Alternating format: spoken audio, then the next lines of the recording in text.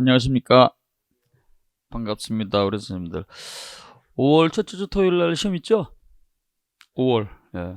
첫째 주인가? 둘째 주인가? 5월 9일인가요? 예. 둘째 주겠네. 뭐 민법 총칙이야 뭐 90점 이상 맞아야죠. 뭐 이거 못 맞으면 뭐 사실 공부하는 의미가 하나도 없어요. 처음 공부하시는 분들은 아닐 거고 오늘 핵심 요약 강의인데요. 6회로 끝나죠? 6회로 끝나면 논점 60개입니다. 논점 60개니까 요것만이라도 우리 선생님들이 잘 정리하시면은요. 사실 대한민국에 있는 모든 법은 혼자 다 공부할 수 있어요. 자, 첫 번째 페이지 봅니다. 거기 보면 1회 해가지고 법원서부터 민법상 능력까지 이렇게 돼 있어요. 자, 민법 제1조 법원이 나오는데 민법 제1조 법원은 100% 나온다고 보셔야 돼. 그래서요. 민법 제1조에 보게 되면 민사에 관해서 법률의 규정이 없으면 관습법에 의하고 관습법조차도 없으면 그때는 조리를 갖다가 적용을 하죠. 자, 그래서 일반인들의 재산관계, 가족관계에서 분쟁이 있을 때는 글자로 된 법을 먼저 쓰죠. 여기서 말하는 법률은요, 성문법을 말하는 거예요. 성문법. 글자로 제정된 법이고, 여기서 말하는 성문법은요, 실질적 의미의 법률을 말하기 때문에 형식적 의미의 법률뿐만 아니라 명령, 규칙, 조약, 조례까지 다 포함하는 거죠. 그래서 민법 제1조에서 말하는 성문법은 형식적 의미의 법률이다 그러면 안 돼요. 형식적 의미의 법률은 좁은 의미의 법률이기 때문에 국회에서 제정된 법률만을 말하는 건데 형식적인 것뿐만이 아니라 명령, 규칙, 조약, 조례까지 다 포함된다. 그래서 민법 제1조 관습법의 효력은요. 언제나 보충적 효력이에요. 글자로 된 성문법이 없을 때 관습법을 쓰기 때문에 글자로 된 성문법이 있을 때에는 관습법은 절대로 적용하지 않습니다. 그러나 물권 법정주의는 법률관습법 그 효력이 대등하죠. 그 다음에요. 이 관습법조차도 없으면 그때는 재판을 못하는 게 아니고 조리를 적용을 합니다. 조리는 상식을 말하는 거예요. 상식. 자, 그래서 관습법 법원과 관련된 거 지문 정리 들어가요. 1번에 보면 관습법의 성립 요건입니다. 사회의 거듭된 관행과 그 다음에요. 법적 확신을 갖다가 가지게 되었다고 한다면 관습법이 만들어진 건데 이러한 관습법으로서 승인되었더라도 관습법으로 만들어졌다고 하더라도 사회 구성원들이 관행의 법적 확신을 갖다가 부정을 하게 되면 이때는 관습법은 그 효력이 인정되지 않습니다. 관습법으로 만들어지기 위해서는 필요한 게 두 가지가 있죠. 관행이라고 볼 만한 게 있을 것, 그 다음에 법적 확신을 가지고 있을 것.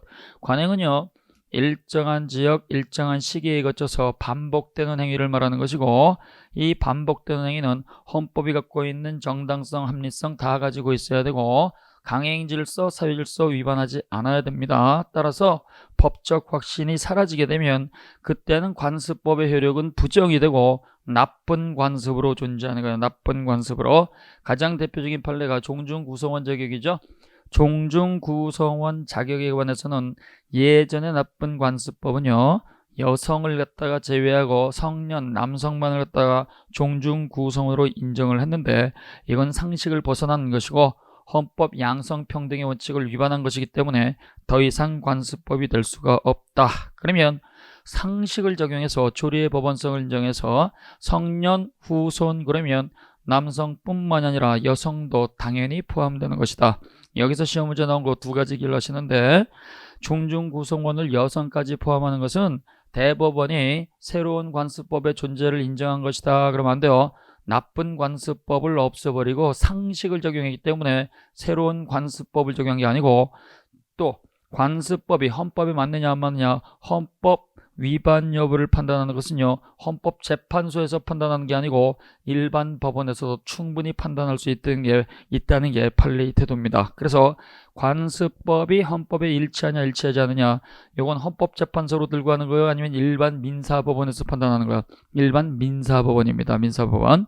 헌법에 맞느냐 안 맞느냐 헌법재판소에 들고 가는 건요 글자로 된 성문법 법률을 들고 가는 거예요. 법률. 자, 그래서 조리의 법원성을 인정하는 것이다. 아주 많이 나오죠. 그 다음에 2번에 보면 이 관습법이 있느냐 없냐, 관습법의 존재 부존재, 그 다음에 관습법이 법이냐 아니냐 판단하는 것은요, 당사자의 주장 증명을 기다릴 필요가 없이 법원이 직권으로 고려한다. 가장 많이 나온 판례 가운데 하나입니다. 법원의 직권 고려입니다. 자, 그 다음에 3번에 보면 사회생활 규범은 비록 그것이 사회의 거듭된 관행으로 만들어졌다고 하더라도 헌법에 위반하는 경우에는 당연히 최고 질서를 위반했기 때문에 관습법으로서의 효력을 인정할 수는 없다. 그 다음 4번에 보면 민법 제1조에서 말하는 법률이라고 하는 것은 실질적 의미의 법률을 말하기 때문에 형식적 의미의 법률뿐만이 아니라 명령, 규칙, 조약, 조례까지 전부 다 포함한다. 많이 나오는 것들이죠. 따라서 여기 명령이라고 하는 게 있게 되면요, 일반 명령이냐, 행정명령이냐, 위임명령이냐, 그 다음에 긴급재정명령이냐, 이런 종류는 따지지 말고 전부 다 명령이란 두 글자가 붙어 있으면 이것도 민사에 관한 법이 된다는 걸 기억하시면 돼요. 국무총리 명령, 각부 장관 부령, 규칙, 조약, 조례까지 전부 다 포함하죠. 조리는 불문법인데 조례는 성문법이라는 것도 기억하셔야 돼요. 조리는 민법 제1조에 있으니까 법이죠. 그러나 조례는 기초의회 의원들이 만든 그 지역에서만 쓰는 자치법규를 말하는 거예요. 그 다음 5번 사실인 관습과 관습법은 완전히 다른 겁니다. 우리 판례는요, 관습법이라고 하는 것하고 사실인 관습하고 완전히 다르게 구별을 해요.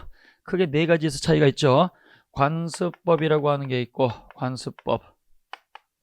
그 다음에요, 사실인 관습이라고 하는 게 있어요. 사실인 관습. 복습하는 거죠. 자, 관습법은 민법 제1조에 있어요. 민법 제1조. 법원에다가 규정을 해놨죠. 법원이 뭐죠? 법원. 그러면 판사가 써먹는 법이다, 이렇게 하셔야 돼요. 갑과 을 두 사람이 분쟁이 있어서 소송을 갖다 제기하게 되면 법원의 판사는 멋대로 재판하는 게 아니고 법을 가지고 재판을 해야 되고, 판사가 써먹는 법을 갖다 우리는 법원이라고 하는 거예요. 그래서 민법 제1조 법원에다가 관습법을 갖다가 이렇게 따로 규정하고 있고, 사실인 관습이라고 하는 것은 이건 법원이 아니죠.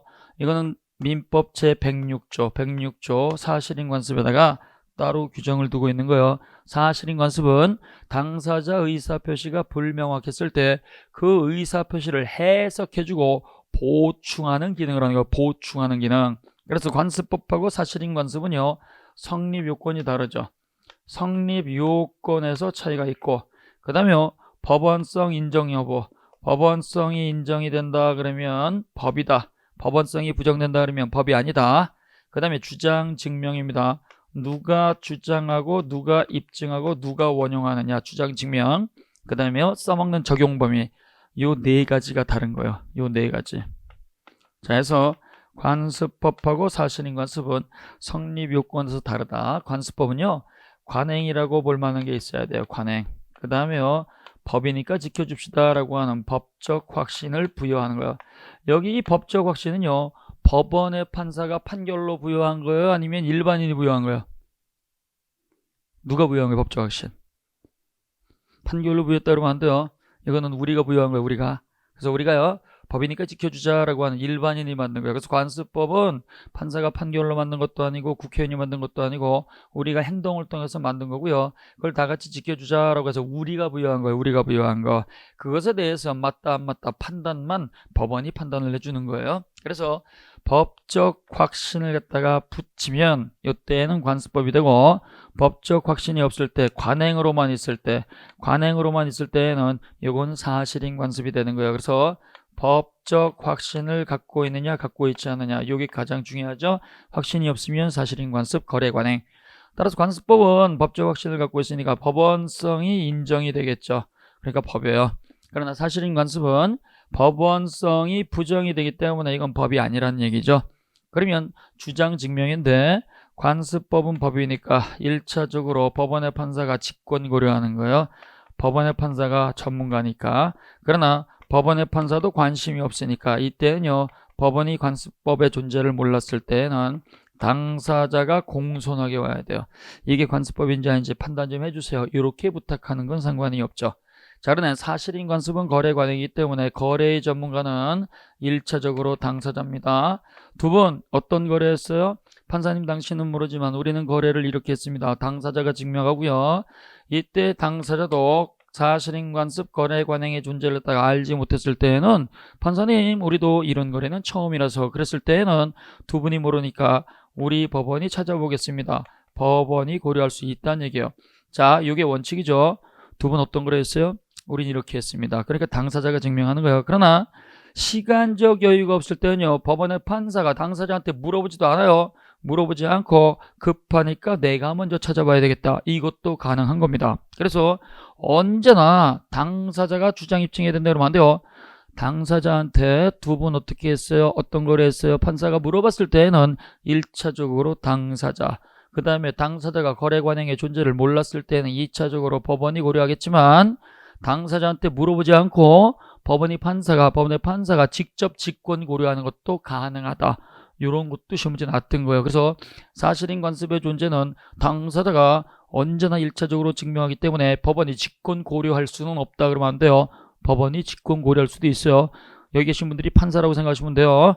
판사인데 내가 급해 소송을 했다가 빨리 분쟁 해결을 해야 되겠어요. 그러면 물어보고 할 수가 없으니까 직접 찾아볼 수 있는 거고, 시간적 여유가 있으면 당사자한테 물어봐가지고 어떤 거래 했습니까? 물어볼 때에는 1차적으로 당사자가 증명하는 거예요. 그래서 물어봤느냐 안 받느냐 이걸 딱 우리가 같이 보시면 되고, 관습법은 법이니까 법률 문제 전부에다 쓰고요. 사실인 관습은 법이 아니니까 법률 문제 전부 쓰는 게 아니고 일부에만 쓰는 거예요. 일부. 어떤 경우 쓰죠? 당사자 의사표시가 불명확했을 때, 당사자 의사표시, 당사자가 계약을 체결을 했는데 그 계약 내용에 있어서 불명확한 부분이 있으면 이때는 임의법규에 우선해서 사실인 관습이 해석 기준이 되는 거예요. 해석 기준이 된다. 이건 항상 기억을 하셔야 됩니다. 자, 그래서 거기 보시게 되면 5번에 보면 사실인 관습은 관습법과 달리 법적 확신을 갖추지 못한 거래 관행에 지나지 않기 때문에 당사자의 의사표시가 불명확했을 때에는 임의법규에 우선해서 법률행위 의사표시의 해석 기준이 된다. 그렇지만 법은 아니기 때문에 이때는 판결에다가 법으로서 기능할 수는 없다. 자, 그래서 사실인 관습은 법률행위 당사자의 의사를 보충하는 기능을 한다. 해석 기준이 있죠?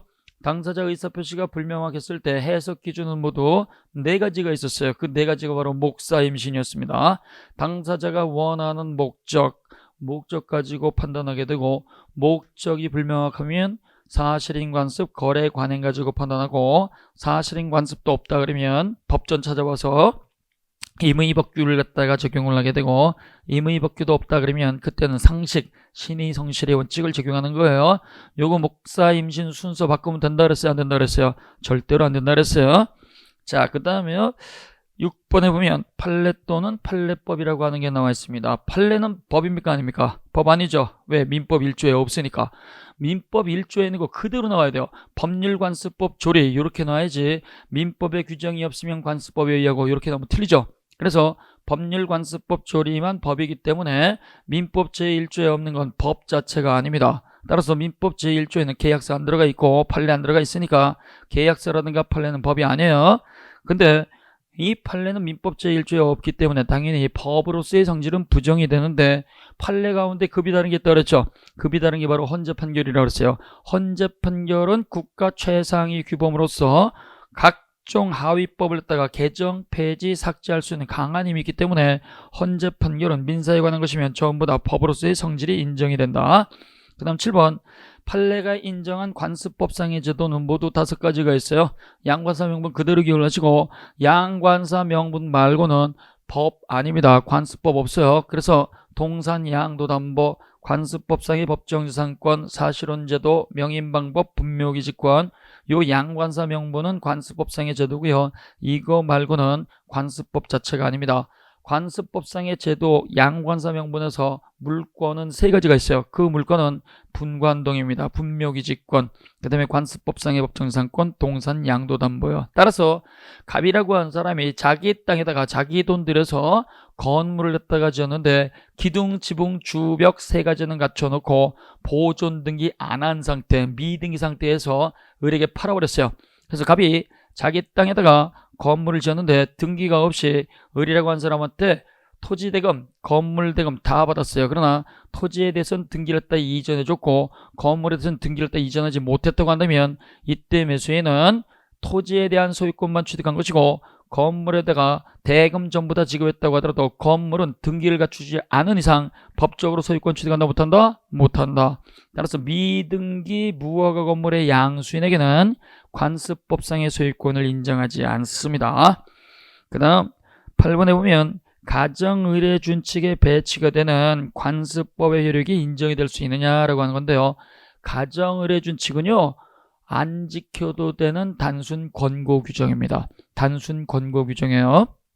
허례허식을 냈다가 타파하기 해가지고 외상으로 살지 말자, 돈 빌리지 마, 그래서 검소하게 살자 권고하는 규정인데요. 강행 규정은 아니죠. 그러나 성문법이죠. 성문법이기 때문에 가정의뢰준칙과 그 효력이 다른 관습법은 절대로 효력을 인정할 수가 없습니다. 우리는 민법 제1조에다가요, 법률이 없으면 관습법을 쓰기 때문에 여기서 말하는 법률은요, 글자로 된 성문법이고 강행 규정이든 임의 규정이든 글자로 된 성문법이 있으면 관습법은 인정하지 않습니다. 그 다음 9번에 보면 지방자치단체 괄호 쳐놓으시고 국가기관이죠.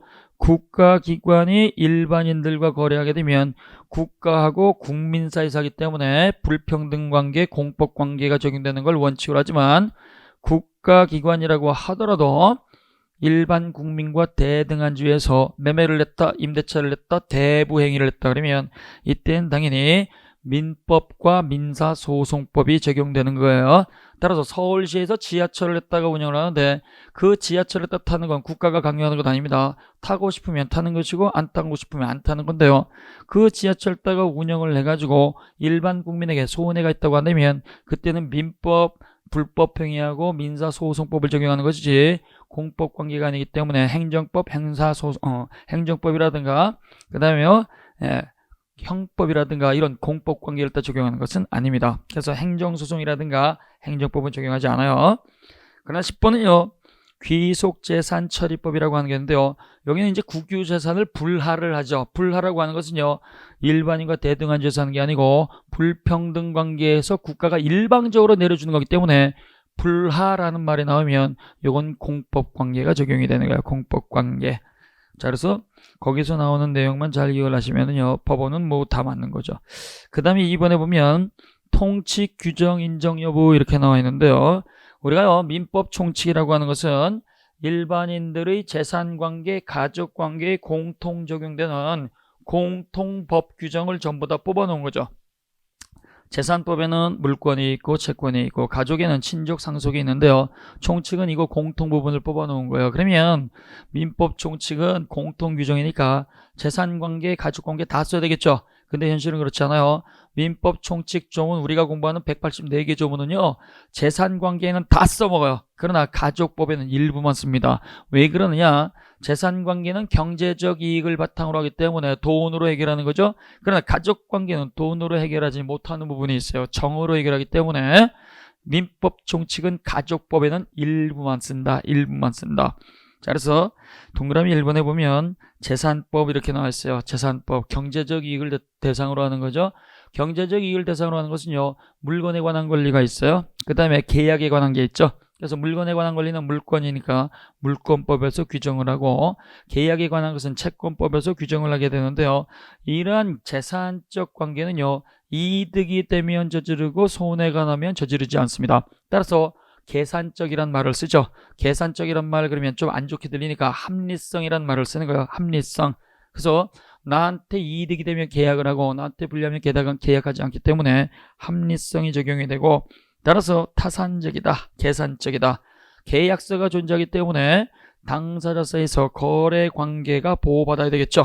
그래서 동적 안전보호가 인정이 되고, 그 다음에 이런 계약 관계에 있어서는 거래 질서 유지를 위해서 일정한 경우에는 선의 제3자를 보호하게 됩니다. 가장 대표적인 것이 비통착사죠.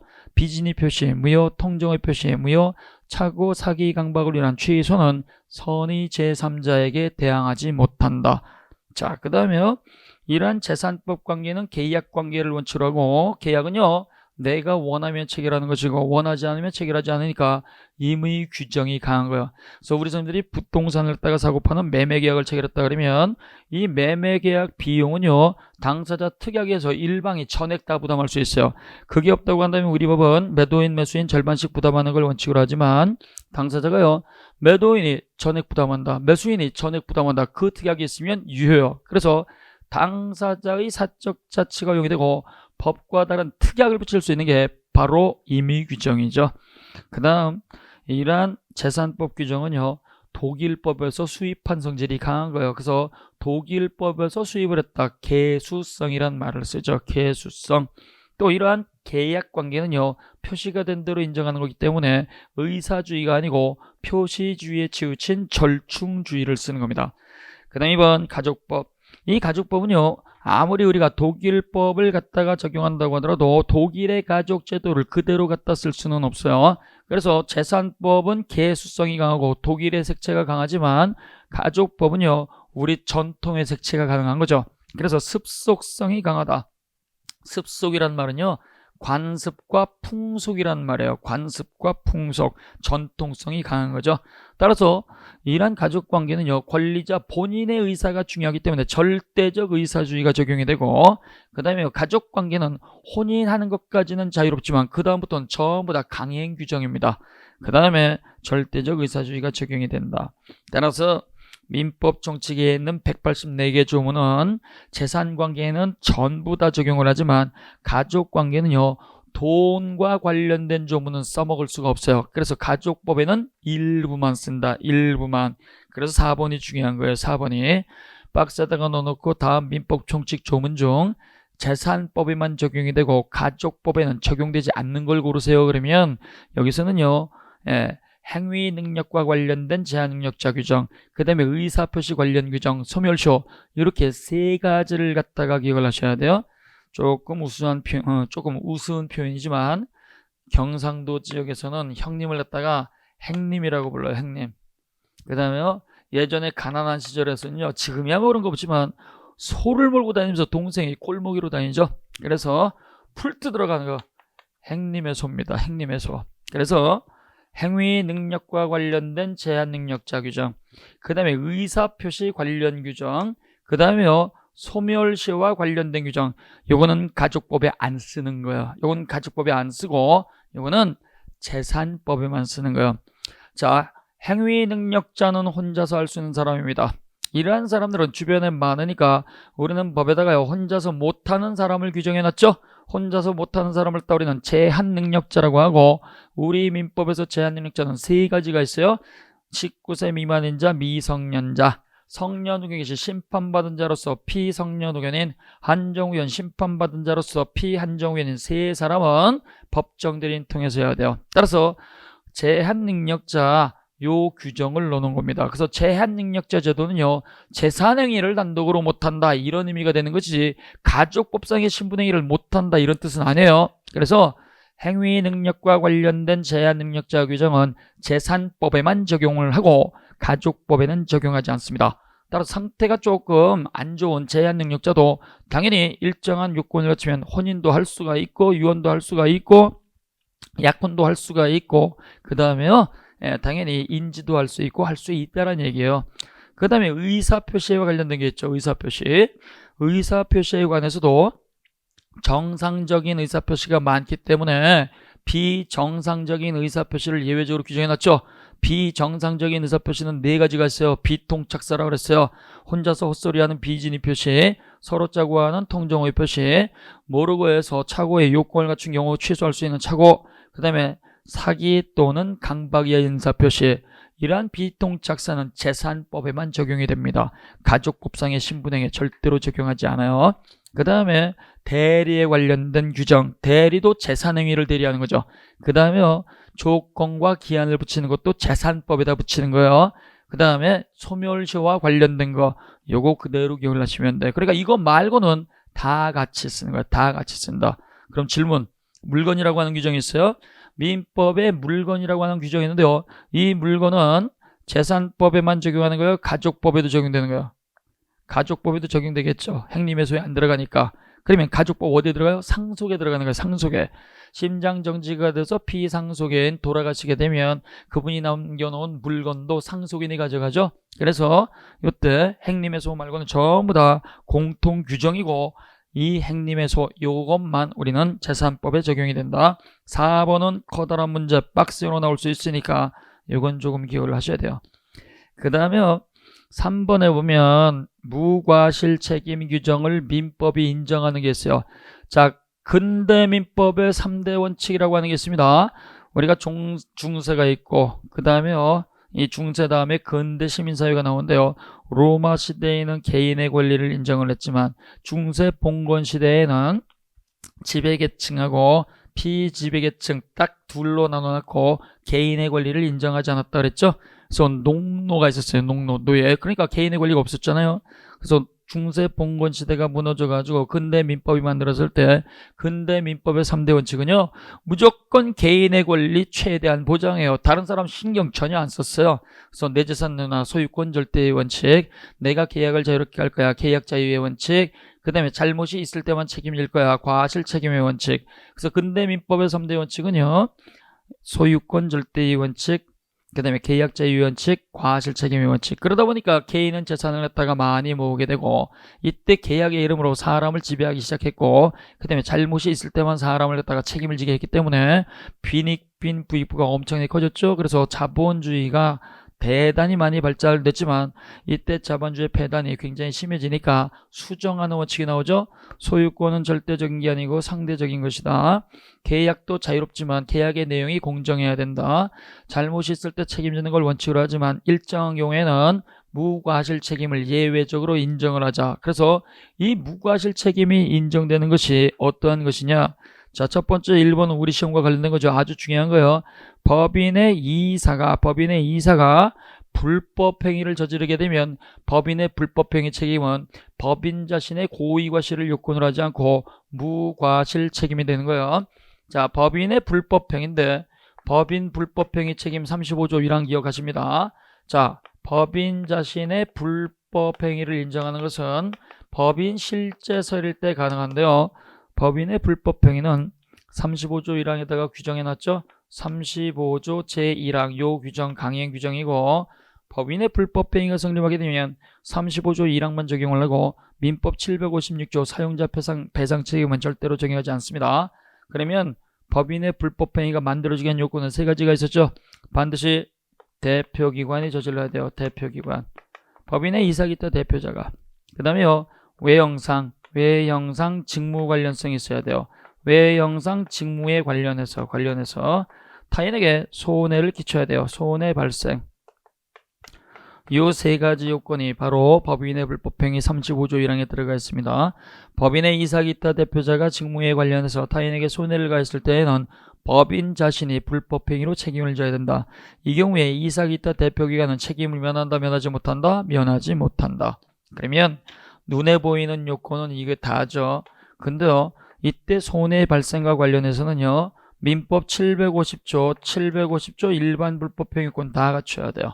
그러면 법인의 대표기관은 이사가 있고, 그 다음에 임시이사가 있고, 그 다음에 특별대리인이 있고, 특별대리인, 그 다음에 이사의 직무대행자가 있고, 직무대행자, 그 다음에 청산인이 있었죠?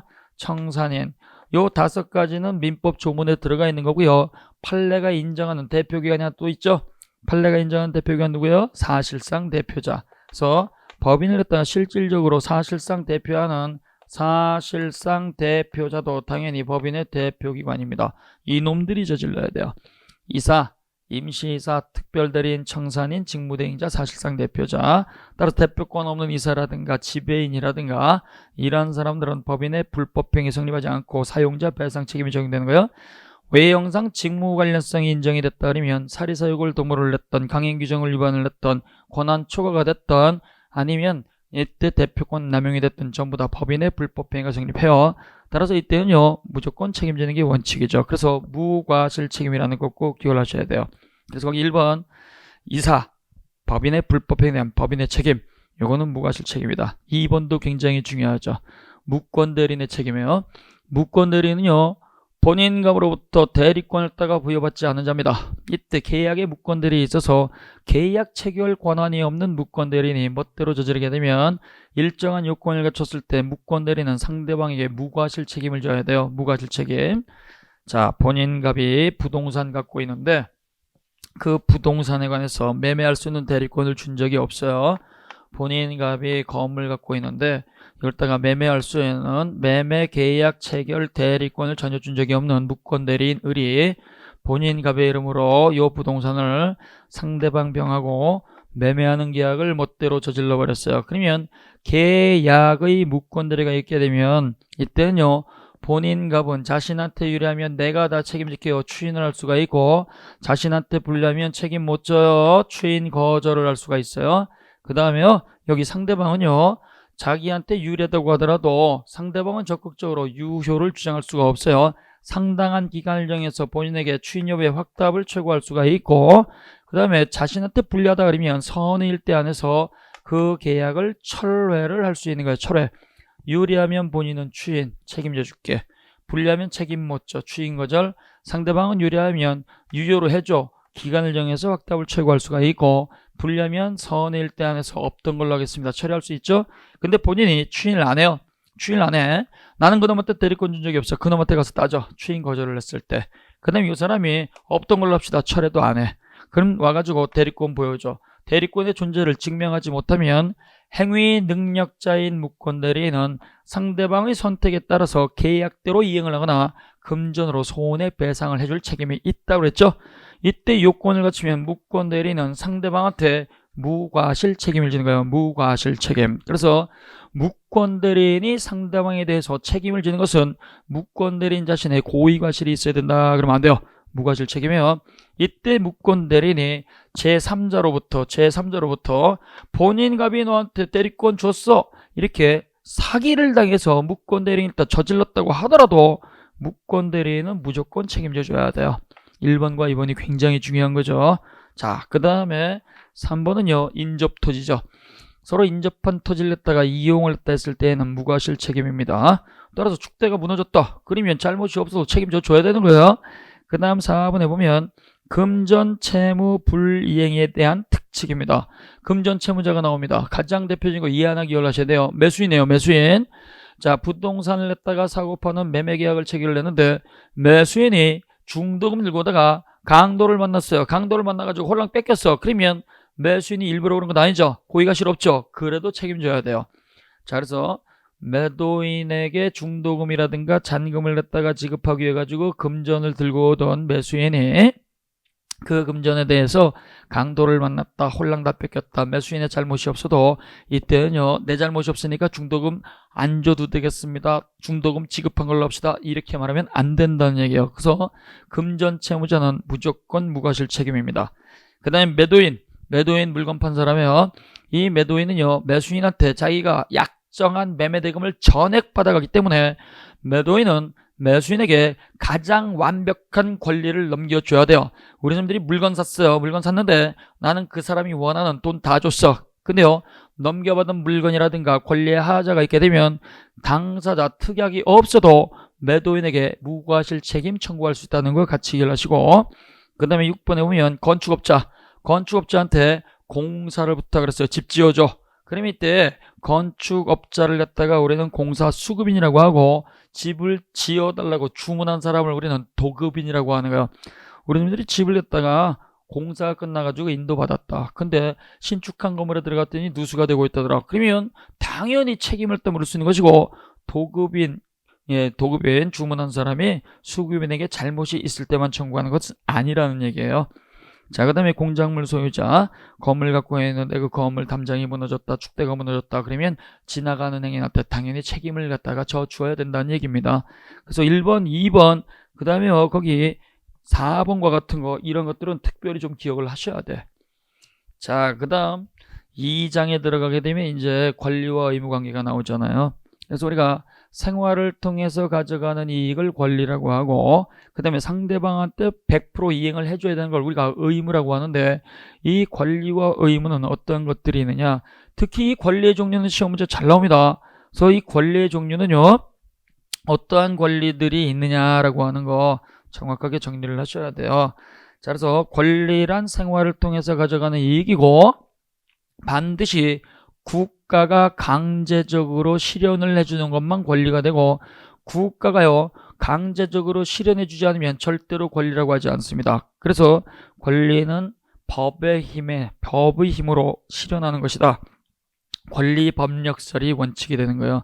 그러면 이 권리라고 하는 것은 내용상 구별이 있고 작용상 구별이 있고 기타 구별이 있는데요. 내용상 구별은 재인가사입니다. 재산권, 인격권, 가족권, 사원권이에요. 재산권, 인격권, 가족권, 사원권은 내용에 따른 구별이 되는 거고 동그라미 2번에 보면 작용에 의한 권리 구별은요. 작용은 권리를 주장할 수 있는 힘의 강약으로 구별하는 거예요. 힘의 강약. 강한 권리가 있고 약한 권리가 있다는 얘기죠. 그러면 내용에 따른 구별은 돈이냐 아니냐로 구별한다는 걸 기억하셔야 돼요.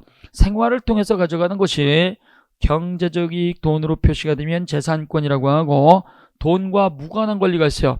일정한 자격이 있으면 그냥 똑같이 평등하게 주는 것 같다 우리는 인격권, 가족권, 사원권이라고 하는 거예요. 자, 재산적 권리는 경제적 이익을 대상으로 한다. 물권이 있고 채권이 있고 준물권이 있고 그 다음에 지식 재산권과 같은 내용들이 있어요. 기본서에 다 들어가 있죠. 자, 재산권은 경제적 이익을 갖다가 대상으로 하기 때문에 양도성이 있죠. 양도성, 거래가 가능하다. 자, 근데요 인격권, 가족권, 사원권인데 인격권의 뜻을 아셔야죠. 인격권은 어떤 권리가 인격권이요? 내가 나에 대해서 가지는 권리가 바로 인격권입니다. 나는 출생을 하면 그 즉시 생명에 대한 권리를 갖게 되고 신체권을 갖게 되고 얼굴 초상에 대한 것, 이름 상명, 명예에 대한 것 전부 다 내가 최초로 취득하죠. 내가 나에 대해서 가지는 권리 인격권은요. 돈 많은 집안 그 자녀는 더 주고 돈 없는 검소한 집안은 덜 주고 이런 거 아니에요. 인격권은 평등하게 주는 게 평등하게. 인격권은 절대적 지배권입니다. 절대적 지배권이기 때문에 인격권에 대한 침해가 있게 되면 그때는요 그 방해에 대해서 손해배상도 청구할 수가 있고 사전 예방 청구도 가능하다는 거 꼭 기억하셔야 돼요. 인격권 침해가 있어가지고 생명 침해가 있다 그러면 돌아가신 거예요. 그 다음에 신체 침해가 있다 그러면 장애인 된 거예요. 그 다음에 초상권, 그 다음에 성명권, 명예권 침해가 있게 되면 불법이 저질러진 거죠. 따라서 인격권 침해가 있게 되면 사후 구제 수단으로서 손해배상 청구는 당연히 인정되는 거고 예방 수단도 인정된다는 거 기억하셔야 돼요. 인격권은 지배권이고 절대권이기 때문에 인격권 침해가 없었을 때에는 예방 청구를 못한다 그러면 안 돼요.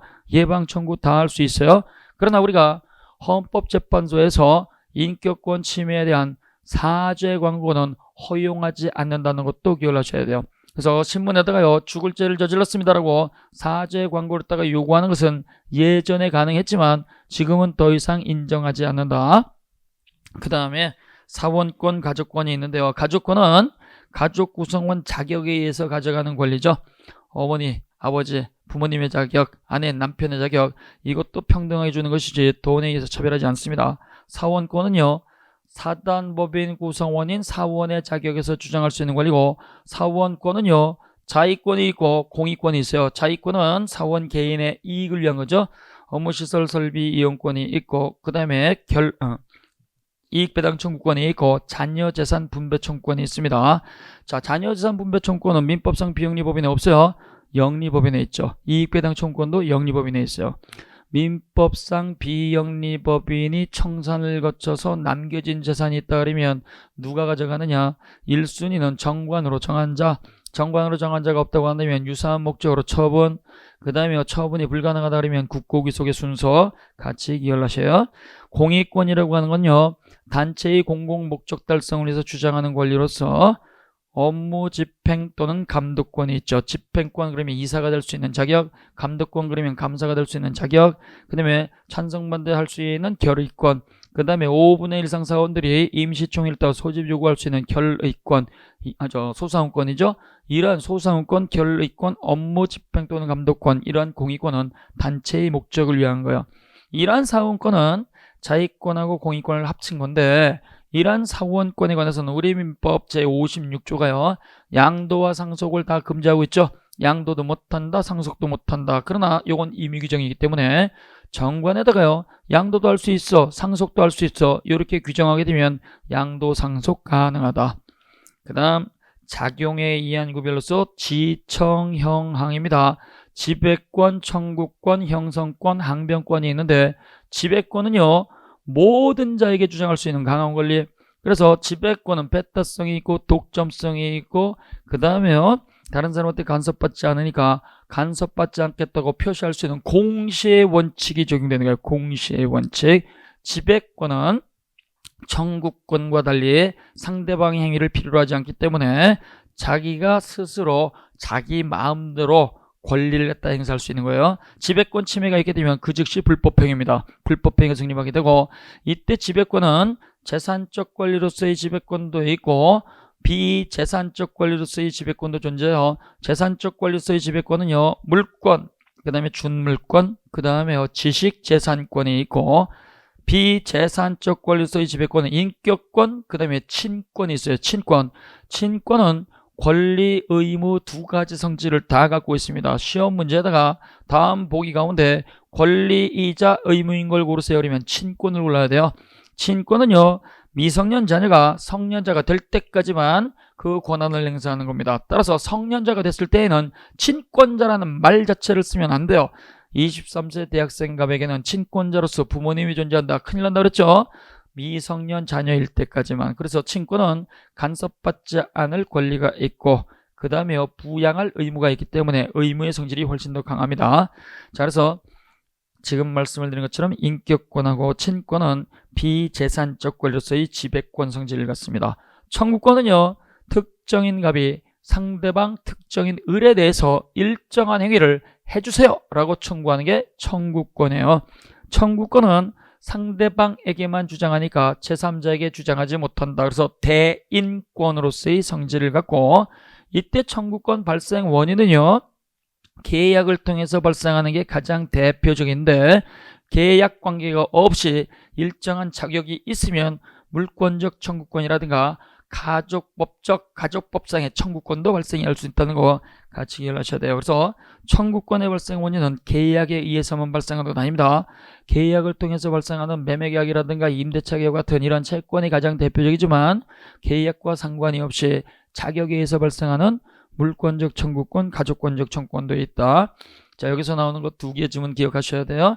채권은 청구권이다 그러면 맞지만 청구권은 채권이다 그러면 안 된다 그랬어요. 청구권은 채권도 있고 물권적 청구권도 있고 가족권적 청구권도 있기 때문에. 자, 그 다음에요, 이러한 청구권만 분리해서 양도하는 게 되냐? 절대로 안 됩니다. 청구권만 분리해서 양도도 못하고 청구권만 분리해서 소멸시에 걸리지도 않아요. 자, 그 다음에 보시게 되면 형성권이 있죠. 형성권은요, 일방적으로 법이 정한 효과를 변동시킬 수 있는 강한 권리입니다. 형성권은 일방적으로 법이 정한 효과를 발생, 변경, 소멸시킬 수 있는 강한 권리. 따라서 일방적 의사표시를 하기 때문에 다른 사람의 동의 승낙을 받을 필요가 없어요. 따라서 형성권은 단독행위로서의 성질을 갖고 있는 것이고, 이 단독행위 종류는 무조건 법이 정해놓는 거예요. 법이. 그래서 법에 의해서 일방적으로 행사하는 강한 권리가 되죠. 의사표시만 가지고 하는 것은 각종 해제, 해지, 취소, 상계, 면제, 추인, 철회와 같은 것이 있고, 반드시 소송해야 되는 게 있죠. 반드시 소송해야 되는 것이 채권자 취소권하고 가족법상의 취소권 행사입니다. 혼인 취소권, 입양 취소권, 이러한 것들은 전부 다 소송 판결이 있어야 되는 거예요. 그 다음에 중요한 게 뭐가 있어요? 청구권이라는 글자는 붙어 있지만 청구권이 아니고 형성권으로서 일방적 효력을 발생하는 것은 분할, 소멸, 매수, 증액, 감액. 요거 시험 문제 많이 나오죠. 그래서 분할 청구권, 소멸 청구권, 매수 청구권, 증액 청구권, 감액 청구권, 요 5가지는 이미 효력이 발생했다는 걸 갖다가 기억을 하셔야 돼요. 그 다음에요, 항변권이라고 하는 게 있는데, 항변권은요, 거절하는 권리예요. 상대방이 해줘 라고 청구권 행사가 들어오게 되면 이러이러한 이유가 있어서 못해드리겠습니다. 못해줘. 거절하는 걸 우리는 항변권이라고 하는 거예요. 여기에서 말하는 항변권은요, 일시적, 연기적 항변권이 있고 영원히 거절할 수 있는 영구적 항변권이 있어요. 그래서 지금은 거절을 하지만 상대방이 이행을 해오면 그때는 나도 해줘야 되는 게 있죠. 동시 이행을 이루한 항변권. 부동산 사고 팔았다. 부동산 매매 계약. 그러면 이때 잔금 지급과 동시에 소유권 이전을 동시에 하도록 되어 있는데요. 이때 잔금 줄 때까지는 등기 못 줘 거절할 수가 있고, 소유권 등기 줄 때까지는 잔금 못 줘 거절할 수 있는데, 상대방이 등기 서류 갖춰가지고 잔금 지급을 청구하면 그때는 줘야 되겠죠. 그 다음에 보증인이 이때 최고 검색의 항변권을 가질 수 있는데요. 채권자가 와가지고 보증인 네가 돈 갚아 이렇게 얘기하게 되면 일반 보증인은요, 그래 내가 돈 갚아야 되는데 내가 알기로는 채무자한테 재산이 있어 찾아봐봐. 검색. 그 다음에 그 사람한테 돈 달라고 해봐. 최고. 그래도 안 주면 나한테 와. 그래서 보증인이 가지는 최고 검색의 항변권은 일시적 또는 연기적 항변권이 되는 거예요. 자, 그래서 그 내용이 쭉 나와 있으니까 3번 눈으로 확인해 봅니다. 인격권 침해에 관하여 놓으시고 지배권 침해. 따라서 사후 구제 수단 손해배상 청구는 당연히 인정이 되는 거예요. 그러나 사후 구제 수단 가지고 다시 원상태 복구하는 것은 불가능에 가깝습니다. 불가능에 가깝기 때문에 예방 수단도 인정이 된다. 그러나 거기 사제 광고는 더 이상 허용되지 않는다. 위헌 판결 받은 거예요. 그 다음 4번 채권의 목적 괄호 쳐놓으세요. 4번에 보면 채권의 목적 이렇게 되는데, 목적 이렇게 되면 권리와 의무예요. 권리와 의무. 채권의 목적은요, 채권 자체가 재산권이기 때문에 채권의 목적은 반드시 금전적 가치를 갖고 있어야 된다 그러면 안 돼요. 채권은요, 청구권이기 때문에 상대방한테 행위를 요구하는 거죠. 행위를 요구하는 것이니까 행동으로 할 수 있는 것이면 금전적 가치와 상관이 없이 채권의 목적으로 할 수 있다. 채권의 목적으로. 따라서 불공을 대신 들여준다. 기도를 대신해준다. 이것도 채권의 목적으로 할 수 있는 거예요. 채권의 목적은 행위를 갖다 목적으로 하는 거예요. 행위. 그 다음 청구권만 불량도는 허용되지도 않고 청구권만 분리해서 소멸시에 독자적으로 걸리지도 않습니다. 6번에 보면 의사표시만 가지고 일방적으로 할 수 있는 형성권이 대부분이죠. 그래서 이거는 소송할 필요가 없어요. 그래서 각종 해지하겠습니다, 취소하겠습니다, 상기하겠습니다, 처리하겠습니다. 이건 법원에 안 가도 되는 거예요. 그러나 이걸 상대방이 받아들이지 않으면 그때는 예외적으로 법원에 가서 해제 판결을 구합니다, 취소 판결을 구합니다 이렇게 할 수가 있겠죠. 그러나 이거는 분류식 행위이기 때문에 상대방 있는 단독행위로서 형성권은 도달주의가 적용되기 때문에 분류식 행위고, 지금 보시는 것은 해제, 취소, 상기, 면제, 추인, 철회 전부 다 명시적으로 할 수도 있고 묵시적으로 할 수 있다는 걸 같이 기억하시면 돼요. 그러나 7번에 보면 무조건 소송해야 되는 게 채권자 취소권. 채권자가 돈 빌려줬는데 채무자가 돈 갚을 생각이 없이 상대방과 짜고 가장 매매를 저질렀다 그러면 그 가짜 매매 계약은 채권자한테 손해를 끼치는 나쁜 계약 사해 행위가 됐기 때문에 채권자는 직접 그 나쁜 계약을 취소할 수 있어요. 이게 채권자 취소권이죠. 채권자 취소권은 무조건 소송해야 됩니다. 그 행위가 있던 날로부터 5년, 그 다음에 그 사실을 알게 되면 1년까지입니다. 1년까지. 그 다음에 혼인 취소권, 재판상 이혼권, 친생 부인권, 입양 취소권, 재판상 파양권. 이건 외울 필요가 없죠. 가족이 바뀌는 거죠. 아내가 바뀌고 남편이 바뀌고 자녀가 바뀌고 양자가 바뀌는 거. 이 가족 관계 변동은요, 무조건 소송해야 돼요. 무조건 소송. 그래서 나머지는 가족 변동 이렇게 읽어놓으면 되고요. 채권자 취소권을 기억을 하셔야 돼. 채권자 취소권.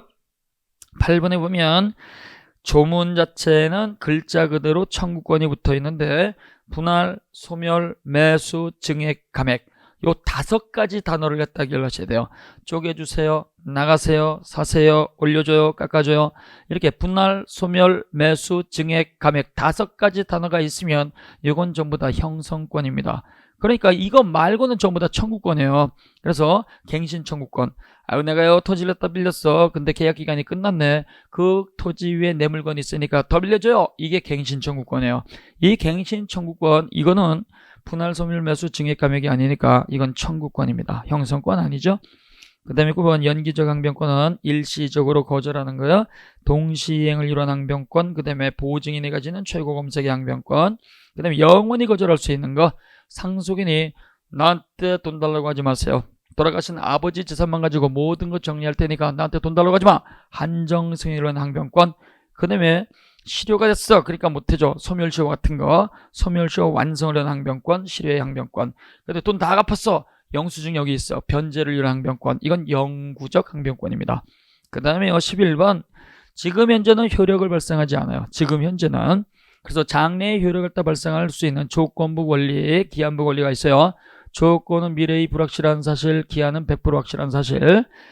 세무사 시험에 합격하면 자동차 한 대 사드릴게요. 그럼 이게 조건부 권리죠? 그럼 이때 조건부 권리는요, 지금 현재는 조건이 완성되기 전에 효력은 없지만 일반 권리와 마찬가지로 적극적으로 양도, 상속, 담보, 처분, 가등기 다 할 수 있다. 그 다음 12번에 보면 주된 권리하고 종된 권리가 있는데요. 주된 권리는 주인된 권리고 종된 권리는 말 그대로 종이죠. 부종성이 적용되는 거예요. 자, 돈을 갖다 받을 게 있다. 원금에 대한 거. 원금 주된 권리죠. 그럼 원금에 대해서 이자도 발생할 수 있고 담보도 요구할 수 있고 보증도 요구할 수 있죠.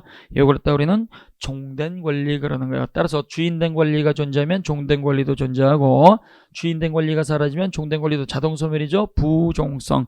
주인된 권리가 움직이면 종도 따라가죠. 수반성. 이게 그대로 적용이 되고 따라서 주물, 종물 이론을 권리에도 그대로 유추 적용하게 된다. 고생을 하셨습니다. 잠깐 쉬었다가 2교시 들어갑니다.